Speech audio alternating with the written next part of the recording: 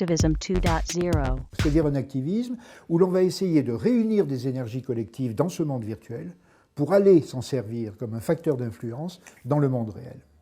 L'activisme 2.0, c'est donc une forêt de Sherwood avec des Robins des Bois qui sortent de la forêt après avoir ressourcé leurs forces, préparé leurs armes à l'intérieur du sous-bois.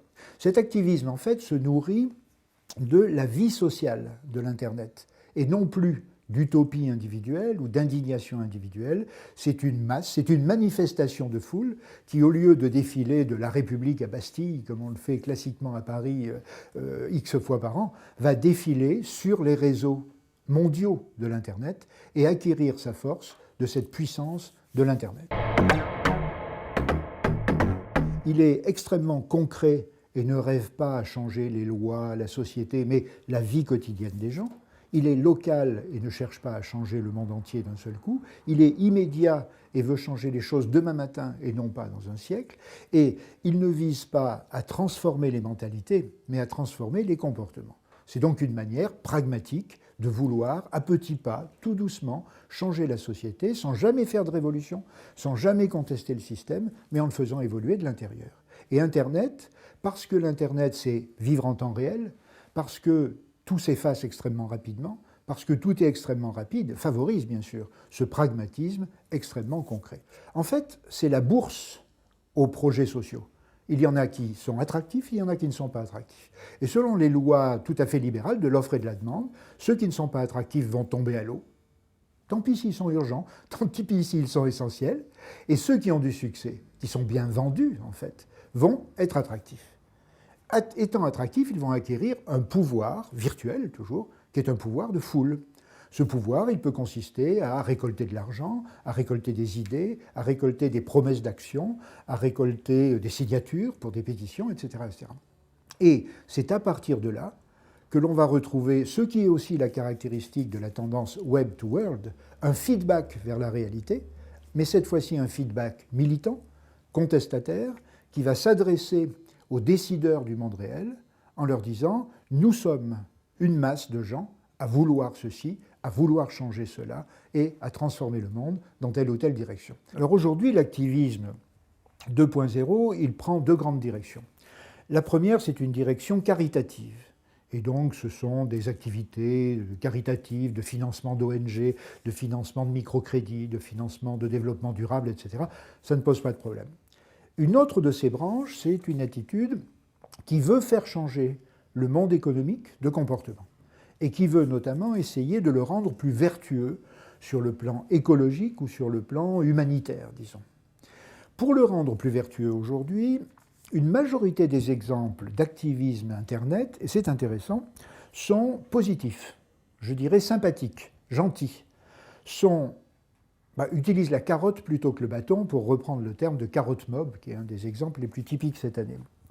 Ce sont des gens qui veulent, de l'intérieur du système, persuader les entreprises qu'il est de leur intérêt d'évoluer dans le bon sens. Est-ce que ça ne va pas être le retour du militantisme, qui était au plus bas dans la plupart des pays occidentaux aujourd'hui? Probablement oui, mais sous une forme tout à fait nouvelle. Et cette forme nouvelle, elle va poser des problèmes à la fois à la société et aux entreprises. Parce que ces militants, ces Robins des Bois de la forêt de Sherwood numérique, ce sont des gens insaisissables. Un syndicat, on sait ce que c'est. Un mouvement politique, on sait ce que c'est. Un groupe dissident terroriste, on arrive plus ou moins à l'infiltrer et à le cerner. Mais comment identifier une force sociale de protestation ou de proposition virtuelle? On ne sait pas où elle change de nom quand elle veut, elle est dispersée sur une dizaine ou une vingtaine de sites, on ne peut pas la réprimer, il est très difficile de ficher les participants, ils peuvent changer d'identité ou agir sous des pseudonymes, il n'y a pas de chef avec qui discuter, et même si on discute avec quelqu'un, c'est des électrons libres totalement indisciplinés qui vont faire strictement ce qu'ils veulent. En d'autres termes, cet activisme numérique va être un nouvel acteur social, un nouveau partenaire social, une nouvelle puissance sociale que personne aujourd'hui ne sait gérer en réalité. ni les gouvernements, ni les chefs d'entreprise, ni les partis, ni les syndicats. Comment est-ce qu'on va utiliser cette force qui est une authentique force de proposition, très intéressante, qui est l'énergie dont notre société manque, mais qui est une énergie sauvage, une énergie semi-clandestine. Donc le grand deal, le grand enjeu des prochaines années va être de se dire non pas comment réprimer cet activisme numérique, mais comment en profiter, comment en tirer parti, comment utiliser cette formidable énergie qui se développe.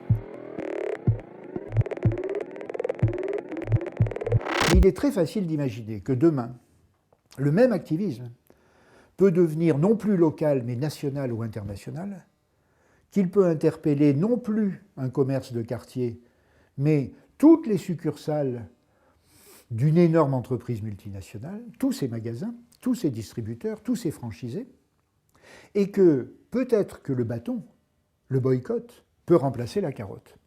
Et là encore, est-ce que les entreprises sont prêtes à affronter ce nouveau partenaire social qui n'est pas un groupe consumériste organisé, qui n'est pas un syndicat organisé, qui est cette force molle et puissante à la fois qui nous vient du monde virtuel. Deux enjeux donc pour la société comme pour les entreprises.